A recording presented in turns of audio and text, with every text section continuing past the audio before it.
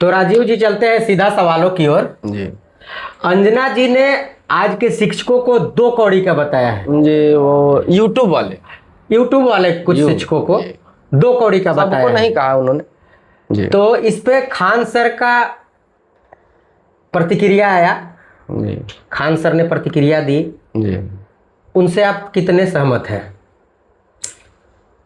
देखिए तुलसीदास जी की एक चौपाई है, क्षुद्र नदी भरी चली तोराई, जस थोरे धन खल बौराई।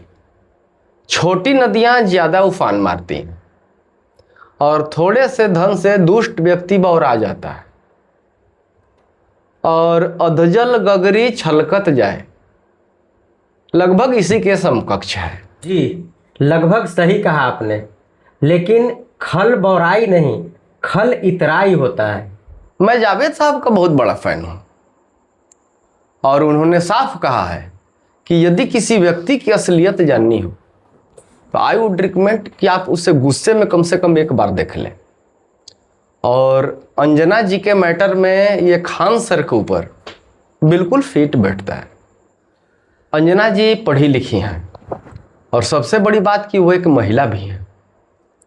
यदि उनसे कुछ त्रुटि हुई है तो एटलीस्ट कि उनको सम्मान सूचक शब्दों के साथ उनकी खिंचाई करनी चाहिए था। जी बिल्कुल। पर खान सर ने उन्हें तुम कहा है, और सबसे बुरी बात कि उन्हें यह कहकर कहा है कि मैं तुम्हें आप नहीं कहूंगा। ये तो नीचता की हद है एकदम से। और नीचता ही नहीं, इसमें तो खान सर का अहंकार भी झलकता है। वाणी की गरिमा श्री राम से सीखनी चाहिए। उन्होंने रावण को हमेशा हे दुष्ट, हे नीच इस प्रकार कहा है। यदि खान सर रावण की जगह होते तो क्या ये सीता जी को तो छोड़ ही देते, ऊपर से मंदोदरी समेत कई और राक्षसियों को ले आते। और उतना ही नहीं, ये रावण की अम्मा बहन करते सो अलग। हालांकि अंजना जी ने साफ साफ 2 कौड़ी का नहीं कहा था, लेकिन उनके कहने का तात्पर्य यही था। जी बिल्कुल बिल्कुल। चलिए अब बात करते हैं हिंदुइज्म की। मैं मूर्ख खल कामी। कोई ज्ञानी व्यक्ति ही अपने आप को मूर्ख समझ सकता है, कोई आम आदमी नहीं। और जैसा कि ओशो ने भी कहा है कि संसार का सबसे मूर्ख आदमी तो मैं हूं। वो इस तरह कि संसार में जितनी भी किताबें हैं, जितना भी ज्ञान है, उसका 0.001% ज्ञान भी किसी व्यक्ति के पास नहीं है। ओशो ये बात समझ रहा है। तो आपके कहने के हिसाब से जी खान महोदय तो ओशो से भी बड़े ज्ञानी हो गए। लगा तो ऐसा ही। नेवर। वाणी की गरिमा घर के संस्कार से रिलेटेड है, और इस तरह के वाकया के बाबत खान सर ने खुद कहा है, खुद, कि ऐसे लोग पड़ोसी की औलाद होते हैं। ठीक कहा आपने। खान सर का वो वाला वीडियो मैंने भी देखा है। एक महिला टीचर ने भी अंजना जी की खिंचाई की है, लेकिन उन्होंने वाणी की गरिमा को बरकरार रखा है। और जैसा कि ओशो ने कहा है कि मैं सबसे बड़ा मूर्ख हूं, और सबसे बड़ी बात कि किसी भी टीचर ने ये नहीं कहा कि मैं वाकई 2 कौड़ी का भी नहीं हूं, क्योंकि 0.001% ज्ञान भी मेरे पास नहीं है। किसी भी टीचर ने नहीं कहा।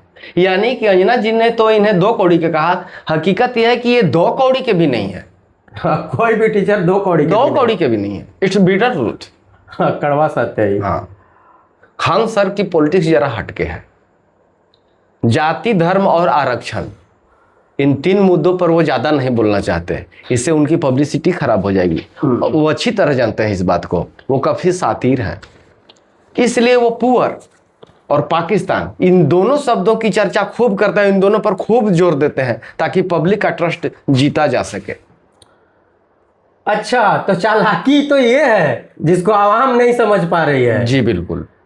इतना ही नहीं, डिवाइड एंड रूल पॉलिसी के तहत इन्होंने अशोका मौर्य तक को नीच जाति का बतलाया है। However all Indians are equal as constitution, संविधान के हिसाब से। Right sir.